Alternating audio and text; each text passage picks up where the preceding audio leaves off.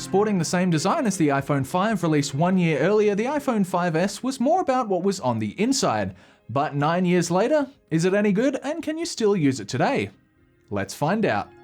So I bought this very cheap off of eBay sometime last year. It's sat around in this box ever since. It's a nice personal touch with the thank you note inside. A good job packaging this, Teresa.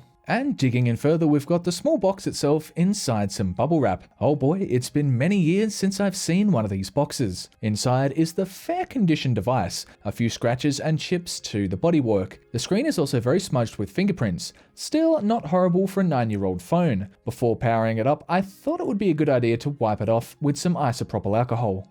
With my fingers well and truly crossed, I was glad to see it turn on. If it didn't work, I'd be out of luck since I waited nearly a year to open up the box. And here's our first hurdle. It wouldn't activate over Wi-Fi. This was thankfully remedied by plugging the iPhone into my Mac and updating to the latest version of iOS possible. And after several minutes of going through all the initial setup stuff, I had a working iPhone. One that cost $869 unlocked here in Australia. At that time, Apple also sold the slightly cheaper 5C as well as the older iPhone 4S. The 4S was a long-supported legacy device, with a lowered price of $569 at the time of the iPhone 5S's launch. The main physical difference between the 5S and 4S was the move from the 3.5 to a 4-inch display, making the new iPhone taller, but only slightly taller due to the 5S having smaller bezels and a slimmer casing. The new iPhone did away with the thick glass sandwich design of the 4S, leaving the 5S about 30 grams lighter. It's so thin and light that I frequently thought I'd lost it, not realizing it was still in my pocket. For many at the time, the discounted iPhone 4S was a better value proposition, because spending upwards of $869 Australian dollars on a phone was a hard pill to swallow for a lot of people. But first, a word from today's sponsor. This video is made possible thanks to today's sponsor Ugreen and their 140-watt Nexode charger. While this ancient iPhone can't take advantage of the hyperfast charging, your modern devices can. This charger uses gallium nitride technology, meaning it's incredibly small and produces far less heat than conventional chargers of the past. Using the Power Delivery 3.1 protocol allows for fast charging like never before. Replace your countless charging bricks, the Nexode can do it all. With 2 USB-C ports as well as USB Type-A, it can supply up to 132 watts of power, and that can be equally split across all 3 outputs. The Ugreen power dispenser system intelligently adjusts the power output to protect your battery, with the thermal guard system taking 200 temperature readings every second. To find out more, check out the link in the description if you want to up your charging game. And once again, thanks to Ugreen for sponsoring today's video. The iPhone 5S was the first iPhone to use biometric authentication in the form of a fingerprint scanner. This is still an incredibly fast and secure way to unlock your phone. And when it comes to performance, it's rocking the new dual-core A7 CPU, the first 64-bit processor in a smartphone. That's paired with 1 GB of RAM, somewhat limiting when it comes to switching between apps these days, meaning hardly any apps can run in the background without closing or causing the phone to become a bit slow. One area I find particularly important with a smartphone is the camera. But how exactly did it do?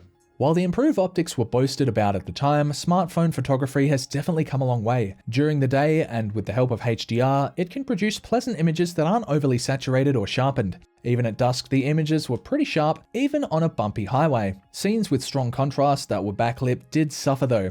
Nighttime photography is quite difficult. The lack of optical image stabilization and modern camera hardware means dimly lit subjects really suffer. The 1080p video quality is also okay, and I'm pretty sure it's using some kind of software stabilization, but either way, I wouldn't recommend taking handheld video with this phone. This was also the first iPhone to include slow motion video. It's 720p footage at 120 frames per second, a novelty at the time but pretty low quality by today's standards. The 1.2 megapixel front-facing camera is also not very good. But unlike today's phones, the 5S has no annoying protruding camera bump. It's completely flush with the back casing, and overall it's simply way smaller than any modern smartphone for better or worse. That size does come at a cost. The battery life was also just enough to get through a day. It did get quite hot when I was using 4G connectivity in rural areas. Actually quite pleasant since it was a cold day, funny enough. The other disadvantage to the tiny screen size is typing using the on-screen keyboard. As someone with big hands that's quite used to modern phones, this took a lot of getting used to. I must say though, it was quite a novelty using a device that could almost certainly fit in the palm of my hand.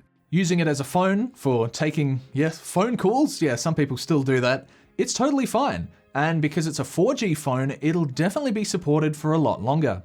But what if you like gaming on the go? My go-to game of choice on PC is PUBG, and it turns out there is also a version for phones. It runs surprisingly good, but I must admit the touch controls are a bit awkward on such a tiny display.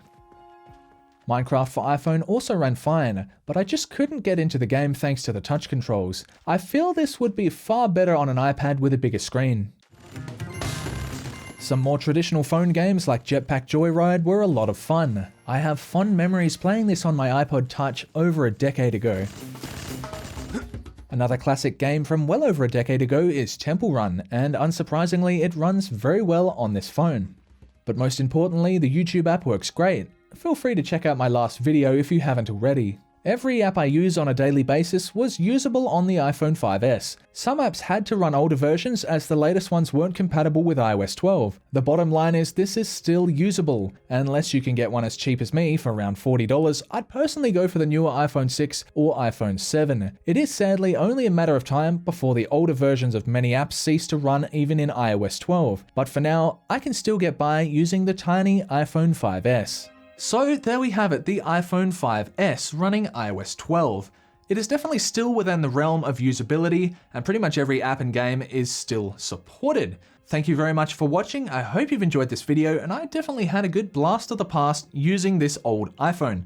Thanks for watching. I'll see you in the next video.